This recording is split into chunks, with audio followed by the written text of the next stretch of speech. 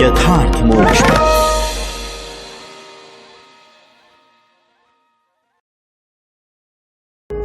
यथार्थ मोक्ष प्रस्तुत कर रहा है अतुल्य संपूर्ण महाभारत। श्री महाभारतम बकवध पर्व 159वां अध्याय। कुंती के पूछने पर ब्राह्मण का उनसे अपने दुख का कारण बताना। कुंती ने पूछा, ब्राह्मण, आप लोगों के इस दुख का कारण क्या है? मैं यह ठीक ठीक जानना चाहती हूं। उसे जानकर यदि मिटाया जा सकेगा तो मिटाने की चेष्टा करूंगी। ब्राह्मण ने कहा, तपोधने, आप जो कुछ कह रही हैं वह आप जैसे सज्जनों के अनुरूप ही है, परंतु हमारे इस दुख को मनुष्य नहीं मिटा सकता। इस नगर के पास ही यहां से 2 कोस की दूरी पर यमुना के किनारे घने जंगल में एक गुफा है। उसी में एक भयंकर हिंसा प्रिय नरभक्षी राक्षस रहता है। उसका नाम है बक। वह राक्षस अत्यंत बलवान है। वही इस जनपद और नगर का स्वामी है। वह खोटी बुद्धि वाला मनुष्य भक्षी राक्षस मनुष्य के ही मांस से पुष्ट हुआ है। उस दुरात्मा नरभक्षी निशाचर द्वारा प्रतिदिन खाई जाती हुई यह नगरी अनाथ हो रही है। उसे कोई रक्षक या स्वामी नहीं मिल रहा है। राक्षसोचित बल से संपन्न वह शक्तिशाली असुरराज सदा इस जनपद, नगर और देश की रक्षा करता है। उसके कारण हमें शत्रु राज्यों तथा हिंसक प्राणियों से कभी भय नहीं होता। उसके लिए कर नियत किया गया है। 20 खारी अगन्ही के चावल का भात, 2 भैंसे और 1 मनुष्य, जो वह सब सामान लेकर उसके पास जाता है। प्रत्येक गृहस्थ अपनी बारी आने पर उसे भोजन देता है। यद्यपि यह बारी बहुत वर्षों के बाद आती है, तथापि लोगों के लिए उसकी पूर्ति बहुत कठिन होती है। जो कोई पुरुष कभी उससे छूटने का प्रयत्न करते हैं, वह राक्षस उन्हें पुत्र और स्त्री सहित मारकर खा जाता है। वास्तव में जो यहाँ का राजा है वह वेत्रकीय गृह नामक स्थान में रहता है, परंतु वह न्याय के मार्ग पर नहीं चलता। वह मंदबुद्धि राजा यत्न करके भी ऐसा कोई उपाय नहीं करता जिससे सदा के लिए प्रजा का संकट दूर हो जाए। निश्चय ही हम लोग ऐसा ही दुख भोगने के योग्य हैं, क्योंकि इस दुर्बल राजा के राज्य में निवास करते हैं, यहाँ के नित्य निवासी हो गए हैं और इस दुष्ट राजा के आश्रय में रहते हैं। ब्राह्मणों को कौन आदेश दे सकता है अथवा वे किसके अधीन रह सकते हैं? ये तो इच्छानुसार विचरने वाले पक्षियों की भांति देश या राजा के गुण देखकर ही कहीं भी निवास करते हैं। नीति कहती है, पहले अच्छे राजा को प्राप्त करे, उसके बाद पत्नी की और फिर धन की उपलब्धि करे। इन तीनों के संग्रह द्वारा अपने जाति भाइयों तथा पुत्रों को संकट से बचाए। मैंने इन तीनों का विपरीत ढंग से उपार्जन किया है, इसलिए इस विपत्ति में पड़कर हम लोग भारी कष्ट पा रहे हैं। वही आज हमारी बारी आई है जो समूचे कुल का विनाश करने वाली है। मुझे उस राक्षस को कर के रूप में नियत भोजन और एक पुरुष की बलि देनी पड़ेगी। मेरे पास धन नहीं है जिससे कहीं से किसी पुरुष को खरीद लाऊं।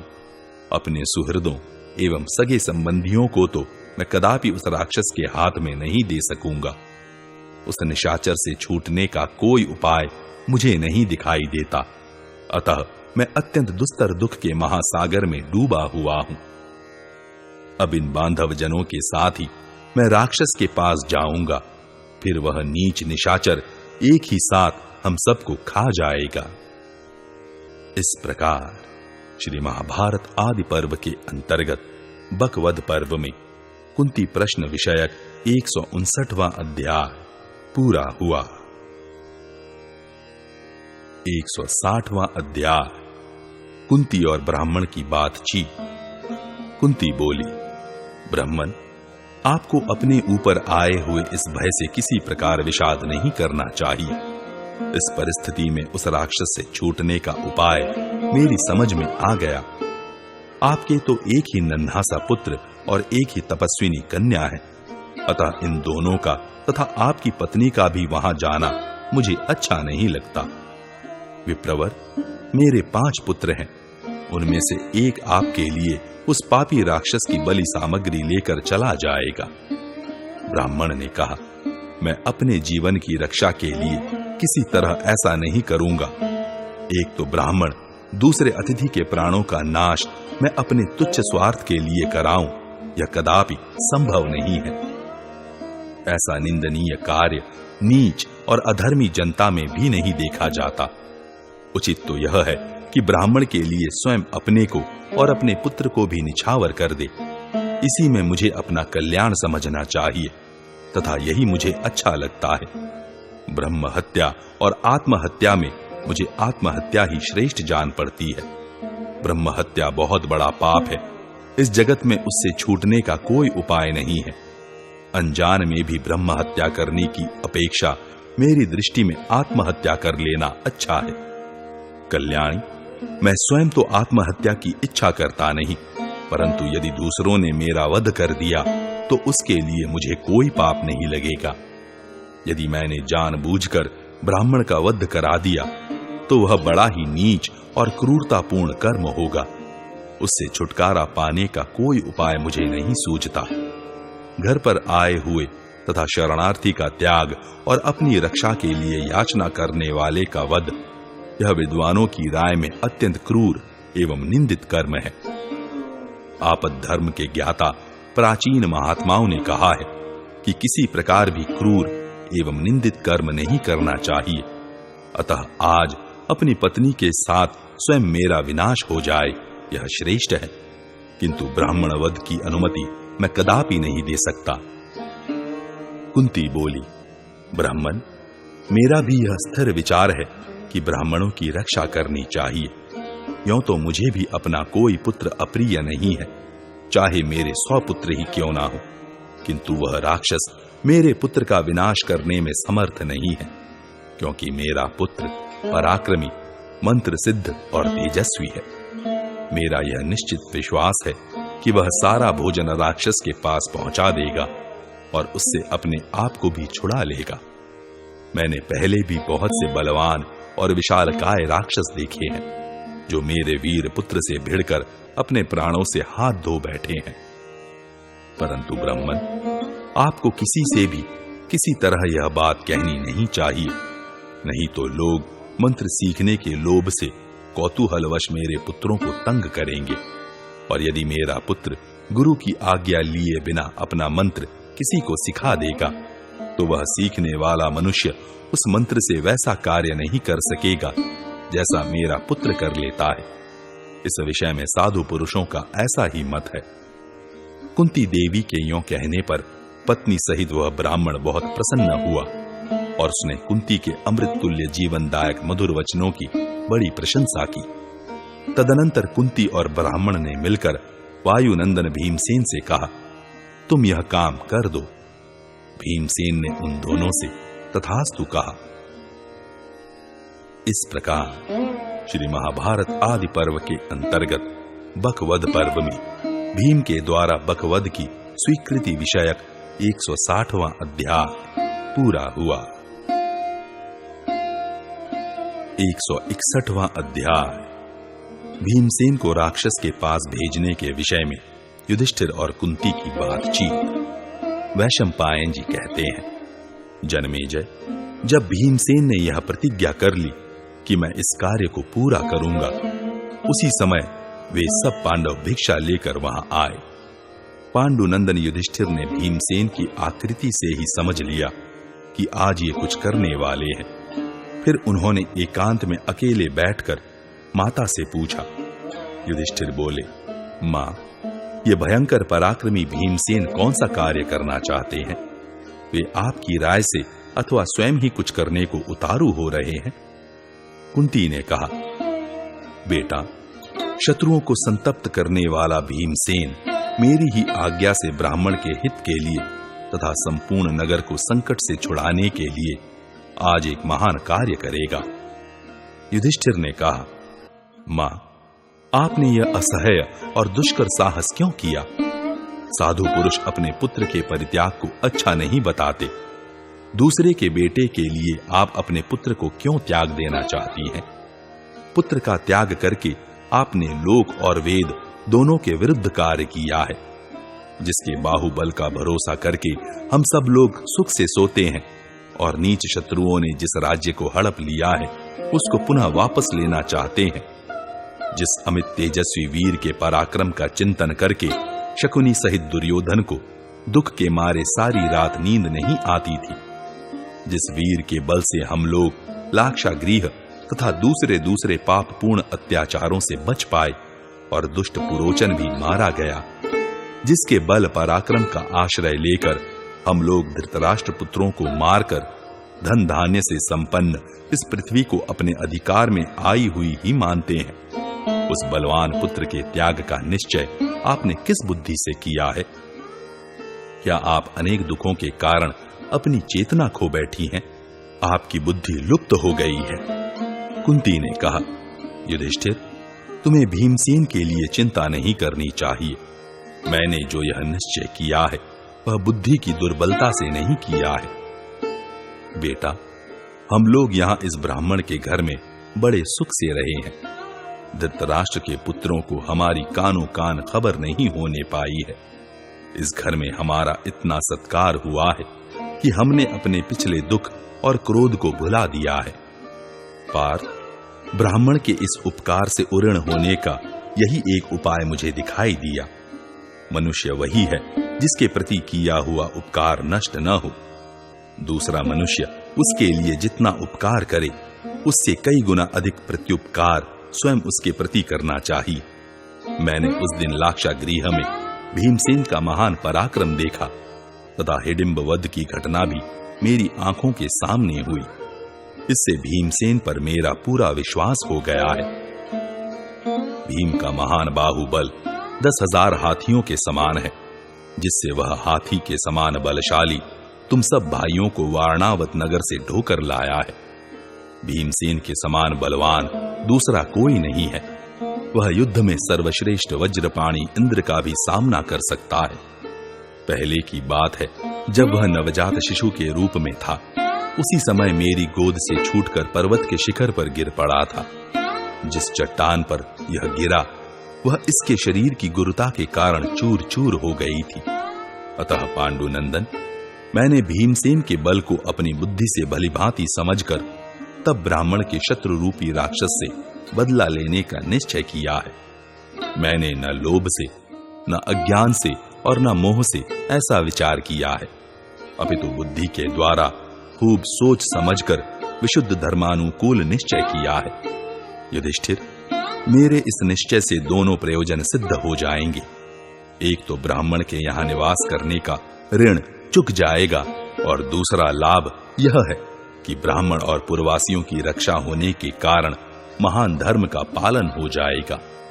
जो क्षत्रिय कभी ब्राह्मण के कार्यों में सहायता करता है वह उत्तम लोकों को प्राप्त होता है, यह मेरा विश्वास है। यदि क्षत्रिय किसी क्षत्रिय को ही प्राण संकट से मुक्त कर दे तो वह इस लोक और परलोक में भी महान यश का भागी होता है। जो क्षत्रिय इस भूतल पर वैश्य के कार्य में सहायता पहुंचाता है वह निश्चय ही संपूर्ण लोकों में प्रजा को प्रसन्न करने वाला राजा होता है।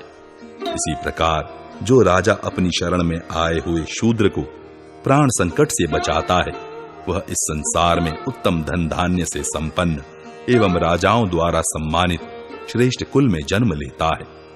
कौरव वंश को आनंदित करने वाले युधिष्ठिर, इस प्रकार पूर्व काल में दुर्लभ विवेक ज्ञान से संपन्न भगवान व्यास ने मुझसे कहा था, इसीलिए मैंने ऐसी चेष्टा की है। इस प्रकार श्री महाभारत आदि पर्व के अंतर्गत बकवध पर्व में कुंती युधिष्ठिर संवाद विषयक 161वां अध्याय पूरा हुआ। 162वां अध्याय भीमसेन का भोजन सामग्री लेकर बकासुर के पास जाना और स्वयं भोजन करना तथा युद्ध करके उसे मार गिराना।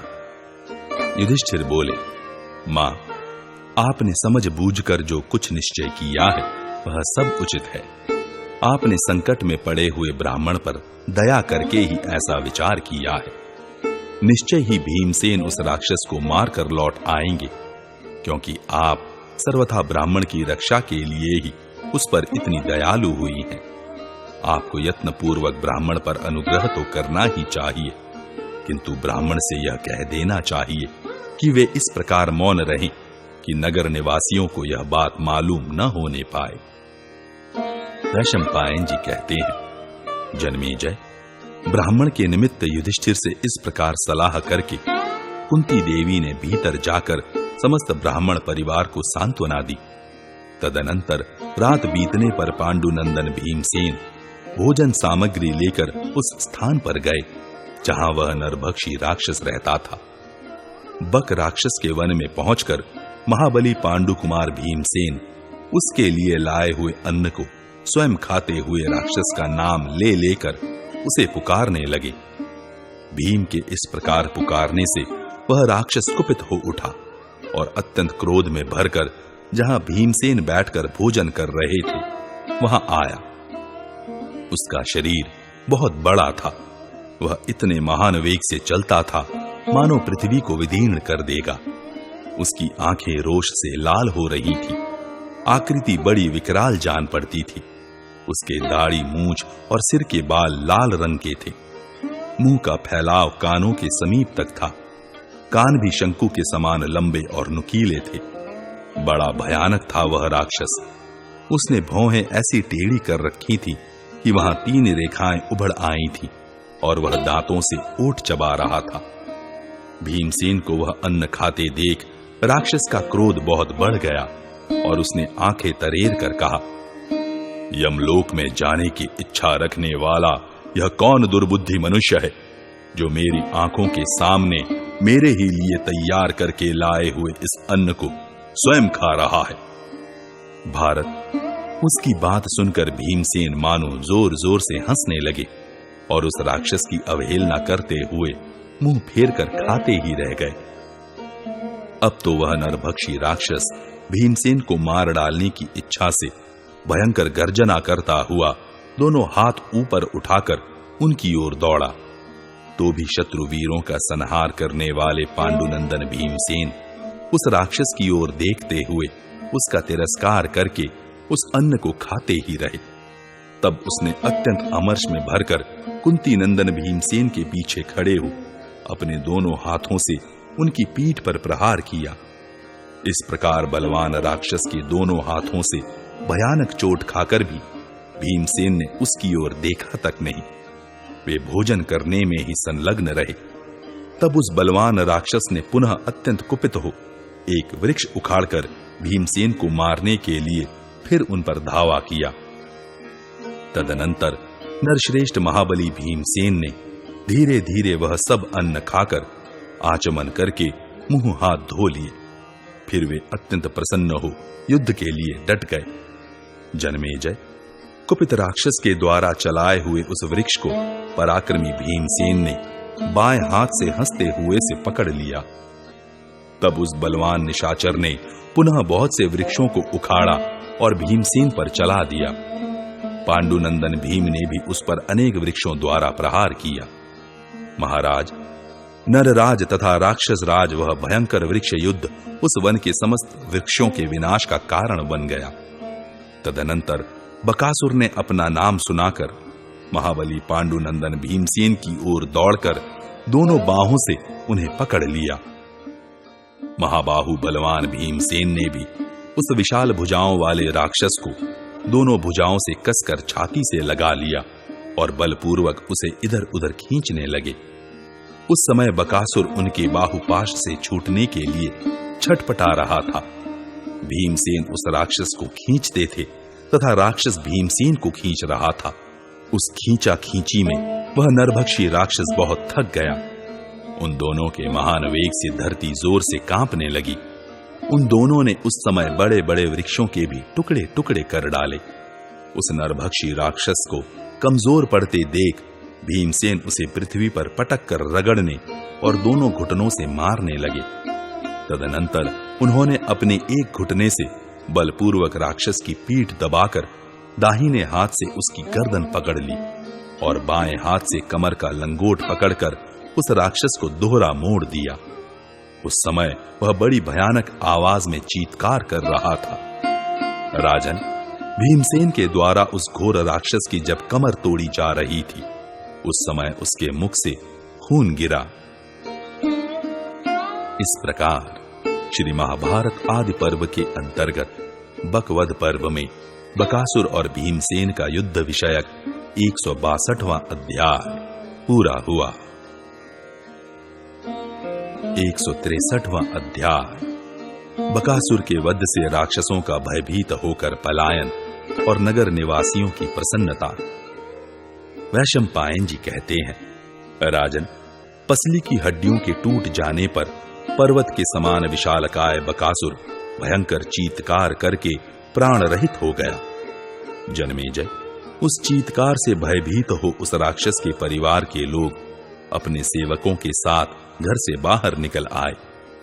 योद्धाओं में श्रेष्ठ बलवान भीमसेन ने उन्हें भय से अचेत देखकर ढाढ़स बंधाया और उनसे यह शर्त करा ली कि अब से कभी तुम लोग मनुष्यों की हिंसा न करना।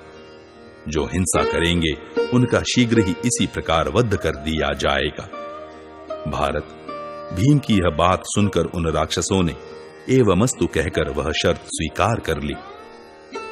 भारत, तब से नगर निवासी मनुष्यों ने अपने नगर में राक्षसों को बड़े सौम्य स्वभाव का देखा।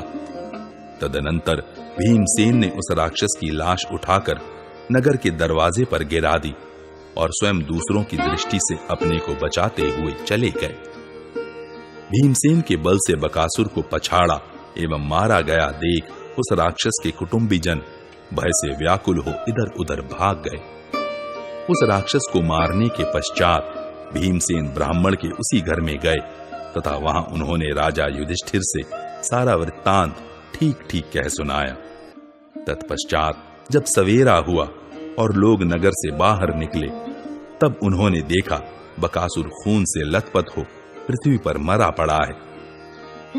पर्वत शिखर के समान भयानक उस राक्षस को नगर के दरवाजे पर फेंका हुआ देखकर नगर निवासी मनुष्यों के शरीर में रोमांच हो आया।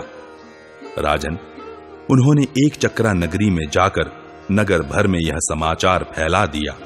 फिर तो हजारों नगर निवासी मनुष्य, स्त्री, बच्चों और बूढ़ों के साथ बकासुर को देखने के लिए वहां आए। उस समय वह अमानुषिक कर्म देखकर सबको बड़ा आश्चर्य हुआ। जनमेजय, उन सभी लोगों ने देवताओं की पूजा की। इसके बाद उन्होंने यह जानने के लिए कि आज भोजन पहुंचाने की किसकी बारी थी, दिन आदि की गणना की। फिर उस ब्राह्मण की बारी का पता लगने पर सब लोग उसके पास आकर पूछने लगे। इस प्रकार उनके बार बार पूछने पर उस श्रेष्ठ ब्राह्मण ने पांडवों को गुप्त रखते हुए समस्त नागरिकों से इस प्रकार कहा, कल जब मुझे भोजन पहुंचाने की आज्ञा मिली, उस समय मैं अपने बंधुजनों के साथ रो रहा था। इस दशा में मुझे एक विशाल हृदय वाले मंत्र सिद्ध ब्राह्मण ने देखा। देखकर उन श्रेष्ठ ब्राह्मण देवता ने पहले मुझसे संपूर्ण नगर के कष्ट का कारण पूछा। इसके बाद अपनी अलौकिक शक्ति का विश्वास दिलाकर हंसते हुए से कहा, ब्राह्मण, आज मैं स्वयं ही उस दुरात्मा राक्षस के लिए भोजन ले जाऊंगा। उन्होंने यह भी बताया कि आपको मेरे लिए भय नहीं करना चाहिए। वे वह भोजन सामग्री लेकर बकासुर के वन की ओर गए। अवश्य उन्होंने ही यह लोक हितकारी कर्म किया होगा।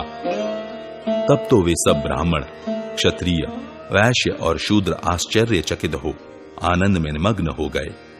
उस समय उन्होंने ब्राह्मणों के उपलक्ष्य में महान उत्सव मनाया। इसके बाद उस अद्भुत घटना को देखने के लिए जनपद में रहने वाले सब लोग नगर में आए और पांडव लोग भी वहीं निवास करने लगे। इस प्रकार श्री महाभारत आदि पर्व के अंतर्गत बकवध पर्व में बकासुर वध विषयक 163वां अध्याय पूरा हुआ।